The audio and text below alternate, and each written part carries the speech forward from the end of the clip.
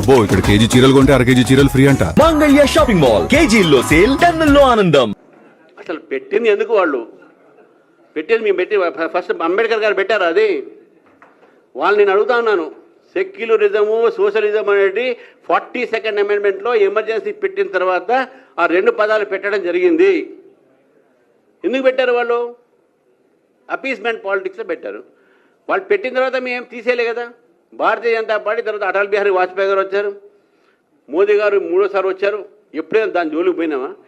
వాళ్ళు ఏంటంటే ఏదో కొద్దిగా పాపం ఏం ఇష్యూస్ లేక ఇవన్నీ మాట్లాడుతూ ఉన్నారు. నిజంగా ఎమర్జెన్సీ పెట్టింది ఆ పార్టీ, ప్రజల ఒక హక్కులు కావాల్సింది ఆ పార్టీ. అది చెప్పాలి ముందు. అది కరిగారు అన్నీ మర్చిపోయింది పెద్ద మనిషి అయినా కొన్ని విషయాలు మర్చిపోతుంటారు ఆయన.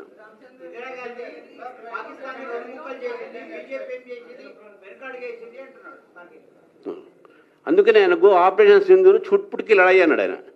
అటువంటి మాటలు మాట్లాడిన మాటలకు మేము ఆన్సర్ చేయడానికి ఇక్కడ లేము. ఏ ఆర్మీ అయితే ఈ దేశం కోసం తన బలిదానం త్యాగం చేసిందో, ఏ ఆర్మీ అయితే సరిహద్దులపైన తన ప్రాణాలు త్యాగం చేసి భారతదేశ యొక్క సరిహద్దును కాపాడిందో, మన ప్రజల్ని కాపాడిందో, అటువంటి ఒక ఆర్మీ మీద ఈ యొక్క మాటలు మాట్లాడినటువంటి వ్యక్తుల ఒక సమస్య ఏదైతే మాట్లాడతారో వాళ్ళకు సంబంధించినటువంటి ఏ ఒక మాటకు కూడా మేము ఈ ఒక విషయం చెప్పదలుచుకో. ఎందుకంటే they have insulted army, they have insulted our nation. First let them apologize to the nation. వాళ్ళు ముందు భారతదేశంలో ప్రజలకు వాళ్ళు ఈరోజు క్షమాపణ చెప్పాలి ఆపరేషన్ సింధూర్ని అపోజ్ చేసినందుకు. రత్న రత్న నేను రత్న రత్న కానీ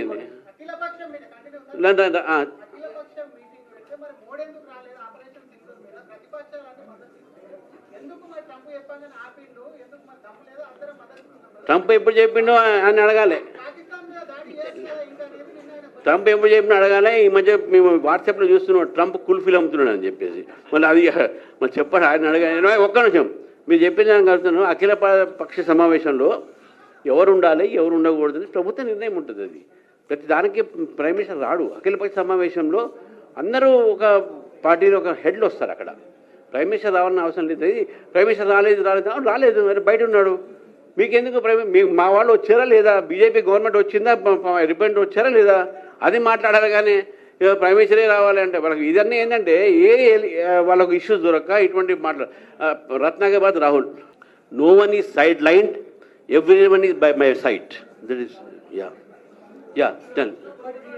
ఒక్కొక్క నేనేం చెప్తున్నా అంటే ఒక్క పోస్ట్ ఇచ్చింది ఎవరికో ఒక కులానికి ఇచ్చిండొచ్చు, ఒక సామాజిక వర్గానికి ఇచ్చిండొచ్చు. ఇంకా 100 పోస్టులు ఉన్నాయి. ఎమ్మెల్యేలు ఇచ్చినాం, ఎంపీలు ఇచ్చినాం, ఎంపీటీసీలు ఇస్తాం, జెడ్పీటీసీలు ఇస్తాం.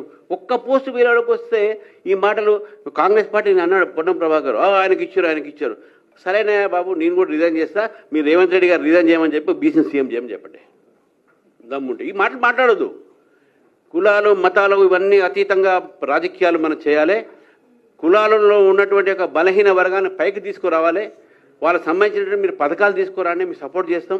వాళ్ళకి సంబంధించినటువంటి మీరు ఏదైతే అప్లిప్మెంట్ చేయాలి don't mislead the backward classes. We are for the backward. మా ప్రధానమంత్రియే బ్యాక్వర్డ్ క్లాసు. మా ప్రధానమంత్రి క్యాబినెట్లో 29 మంది బ్యాక్వర్డ్ క్లాసెస్. మా ముఖ్యమంత్రిలో సగం మంది బ్యాక్వర్డ్ క్లాసెస్. మా ఓబీసీ మా vote bank. OBCs are with అస్.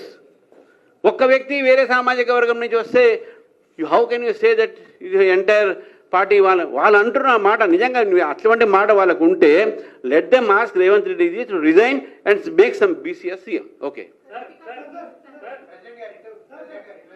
ఒక్కసారి మీరు రైట్ చేసిన రైట్ తిరుగుతా ఒక్కసారి. Yes, our challenges before us are first local bodies. We have local bodies which are before us, and we are building up our party from the root level, grassroots level, from the rural level. Earlier, BJP was supposed to be a urban-based party, but now it is not urban-based party. It has spread entire Telangana, entire rural base. We have won 8 MLAs, 7 in rural area. We have won 8 MPs. 6 and 7 are from rural areas and semi-urban areas. So therefore our base, we have 2 MLCs, which are all basically all rural areas. So BJP is growing from day one in this state. Earlier we had only 1 MLA and 1 MLC. Today we have 8 MLAs and 3 MLCs. So this is the growth of the BJP. BJP's vote percentage increasing in every elections. So therefore that means people are looking towards us.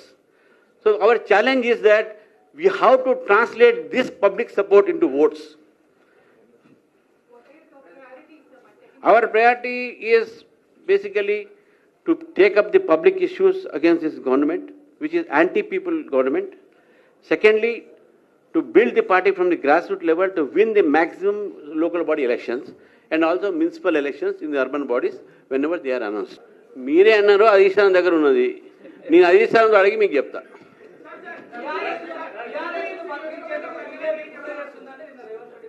ఏం చెప్పారు అంటే BRS చచ్చిపోయినట్టు కదా.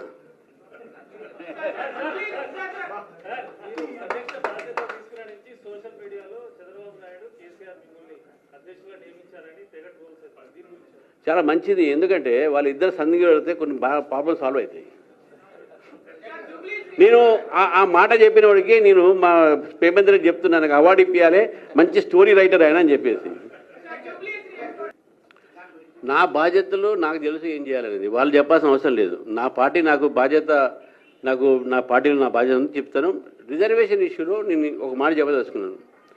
ఇది legal embargo in this. గతంలో కూడా కేసీఆర్ గారు వాళ్ళు చెప్పినటువంటి మాట ఏంది, బీసీ రిజర్వేషన్లో ఇంత పర్సెంట్ మేము ఇస్తాను అన్నారు. వాళ్ళు ఇవ్వలేకపోయారు. Because there is some legal issues. వాళ్ళు ఏంటంటే వాళ్ళు బిల్ పాస్ చేస్తారు, మా మీద దోస్తున్నారు.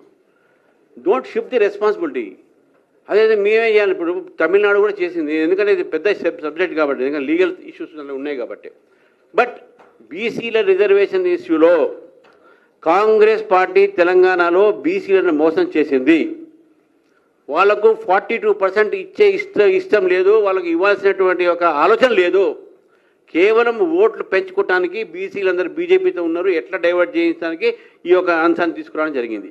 నిజంగా మీకు బీసీల మీద ప్రేమ ఉంటే, నిజంగా మీకు బీసీకి సంబంధించినటువంటి రిజర్వేషన్ల మీద మీకు చిత్తశుద్ధి ఉంటే, మీరు ముందుగా లీగల్ ఎక్స్పర్ట్స్తో మాట్లాడి దాన్ని క్లారిఫై చేసి దాన్ని ఎట్లా పోతే బాగుంటుందని చెప్పేది ఉండే.